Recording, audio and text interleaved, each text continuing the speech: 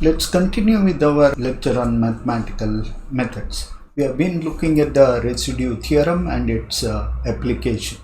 In this case, we will look at some of the application involving the real integral. In this part, it's mainly solving the problem, looking at the various techniques to solve the integral using the Cauchy integral theorem, either avoiding or including the singularities inside the suitable contour. In a way, it's interesting because you get to exercise your smartness in choosing the contour. Some people may not have an aptitude for solving problem. In such case, they might find it really boring. So, however, one need to see that it's a very important field, have a lot of application which would be useful sooner or later.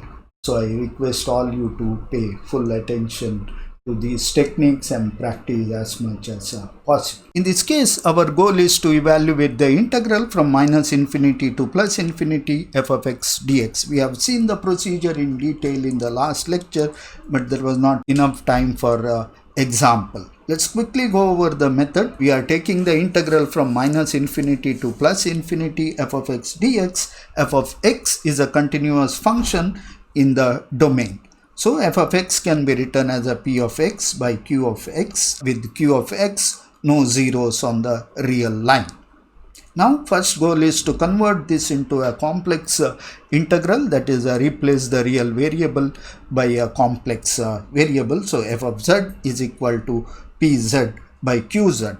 Now f of z could have various singularities in the complex plane. We first look at the singularities of f of z in the contour plane. Our interest is in the upper half of the complex plane, that is imaginary z greater than 0. We ignore all the singularity in the lower half of the complex plane, that is negative values of imaginary values. Now we take the contour which involves the x-axis from minus r to plus r and a circular region in the upper half plane. We call it the contour CR.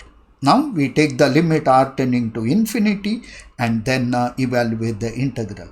Now when we do this integral, we have to ensure that the CR contains all the singularities of the function f of z, and then we obtain the Cauchy's principal value. So integral f of z dz over the contour C, which is can be written as a 2 pi I sum of all the residues inside the contour using the Cauchy residue theorem. Now we see that the integral f of z dz over the contour C can be split as two separate contour, that is one along real line, that is x going from minus r to plus r f of x dx, and the other part is over the circular arc in the positive z axis, that is CR f of z dz. Now somehow we have to make the integral over the contour CR to be 0 for this function, then only this method is applicable. If this integral over the arc CR is not 0, then this method one cannot be used for evaluating the integral. Suppose f of z dz integral over CR is 0, then we have principal value of integral minus infinity to plus infinity f of x dx over the contour, that is limit r going to infinity minus r to plus r f of x dx is equal to 2 pi I times the sum of all residues inside this contour. Let's look at a quick example to evaluate this procedure. We evaluate the Cauchy principal value of integral from minus infinity to plus infinity 1 by x square plus 1 x square plus 9 dx. So this is the integral we have to evaluate. The first thing is to do is to replace the real variable into complex variable, that is f of z in this case is 1 by z square plus 1 z square plus 9. It is obvious that it has a 4 singularity in the complex domain. Singularity zk are at plus or minus I, and plus or minus 3i. These are the 4 singularities. We are interested in the contour which involve the circular arc in the positive direction with the one going from minus r to plus r in the real axis. So here we see that there are two singularities, zk at plus I and zk is equal to 3i. Now we have to evaluate the residue at this point, and then we get the value of the integral on this contour. So we take the C to be closed contour consists of interval from minus r to plus r along x-axis and semicircular arc of radius r greater than 3. We have two singularities inside our contour, that is at z is equal to I and z is equal to 3i. So integral over the contour C 1 by z square plus 1 z square plus 9 dz is written as integral along x-axis from minus r to plus r 1 by x square plus 1 and x square plus 9 dx. And the second part is along the contour CR circular arc, and that is given by 1 by z square plus 1 plus z square plus 9 dz. Now we have to show that as r tending to infinity, the term here in the second integral is going to 0. So that is what we have to explicitly show, and then we can use Cauchy's integral formula to evaluate the integral. So in order to do that, we substitute z as a r e power I theta. As z goes to infinity, r goes to infinity. This should be infinity, not 0. So r goes to infinity.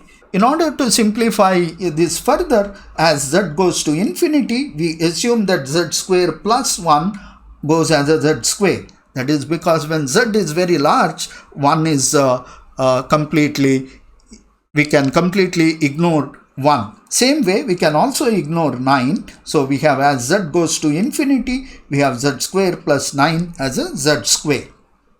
We have dz as a r I e power I theta d theta, and when we substitute this in the integral, limit r going to infinity, integral along the curve CR, 1 by z square plus 1 into z square plus 9 can be approximately written as a limit r going to infinity, 1 by r cube, integral from 0 to 2 pi I into e power minus 3i theta d theta. Clearly this integral goes to 0 as r goes to infinity, so we can go ahead and apply the standard rule. So integral over the closed contour C 1 by z square plus 1 into z square plus 9 dz is equal to integral minus r to plus r 1 by x square plus 1 into x square plus 9 dz. The first integral is given as a sum of all residues inside, that is 2 pi I times the residue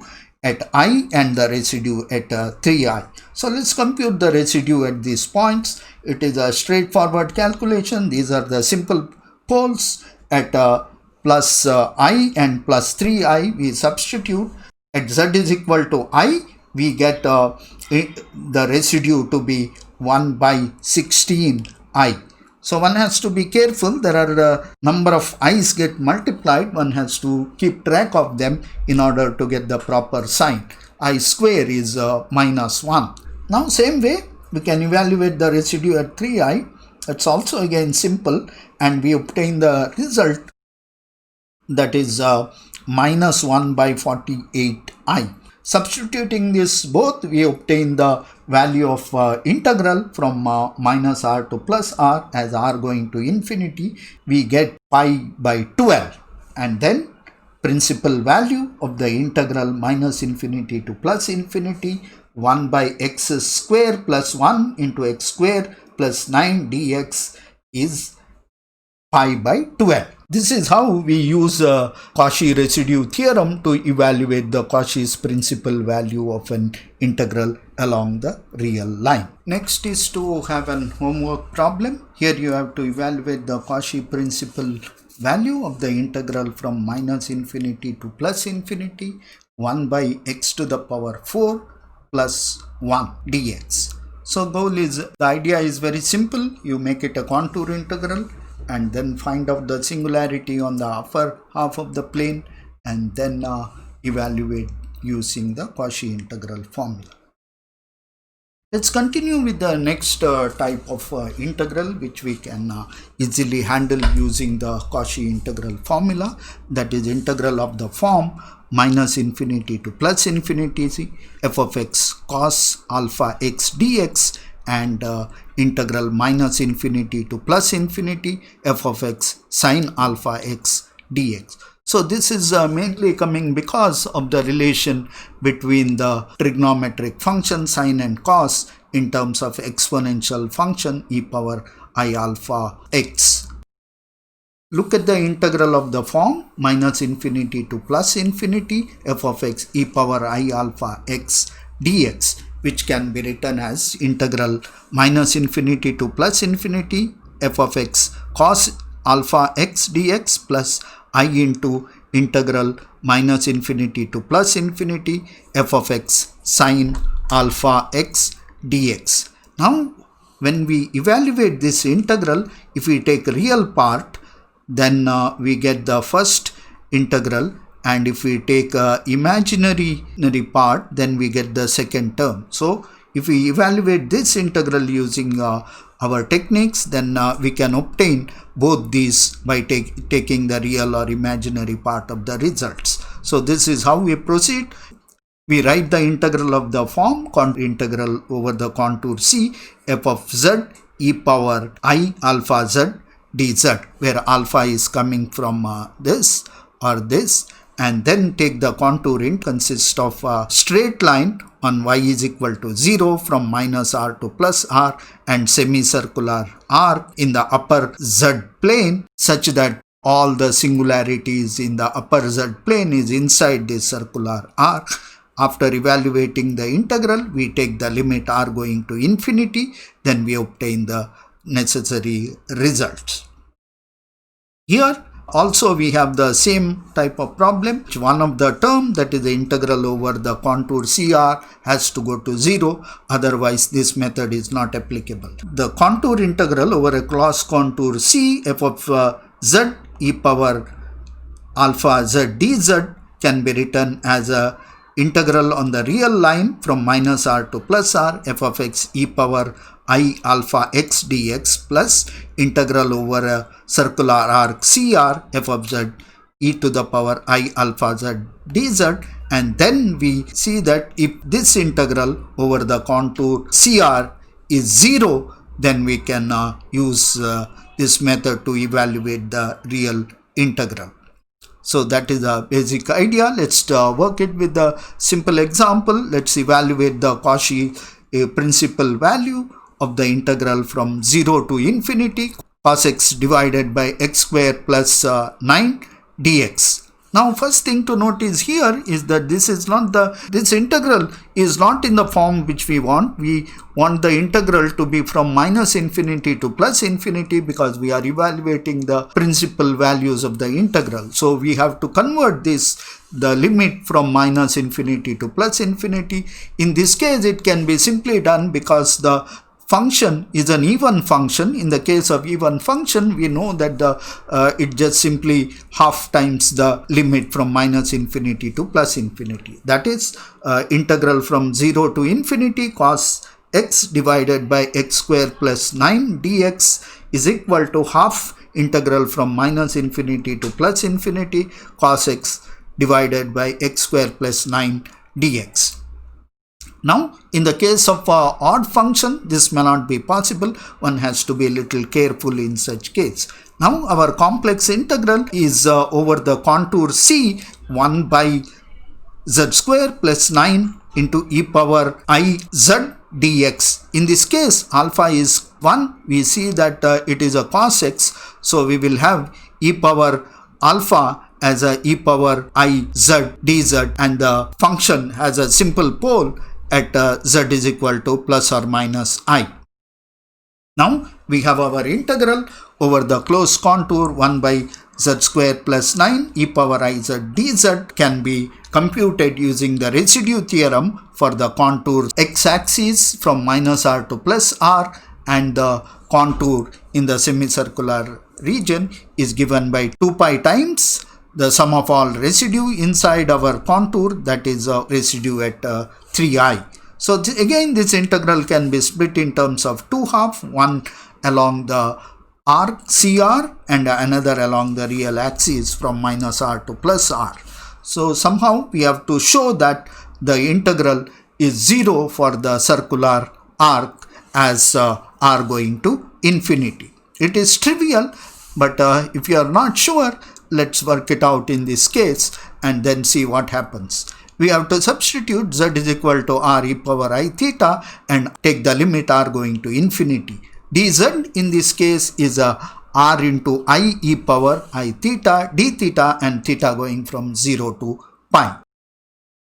Now, as limit r going to infinity, we make an assumption that z square plus 9 goes as a z square or r square into e power 2i theta.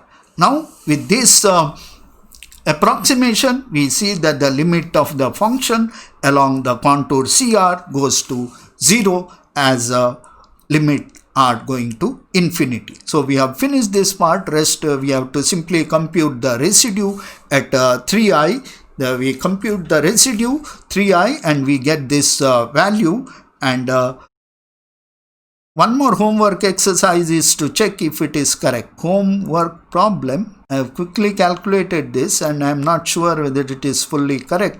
So you have to evaluate the residue and see how much value you are getting, and then we have the integral from minus r to plus r e power I x square plus 9 dx is equal to 2 pi I. The 2 is probably not needed. You need 2 and then times the residue of this, which is 2 by 3 e power minus I. So important thing here to notice is that the integral is real, and we see that the sine term, that is the imaginary term, is going to 0. That means integral from 0 to infinity sine x square by 9 dx is equal to 0. On the other hand, integral 0 to infinity cos x square by 9 dx takes the value of 2 by 3 e power minus 3 into pi.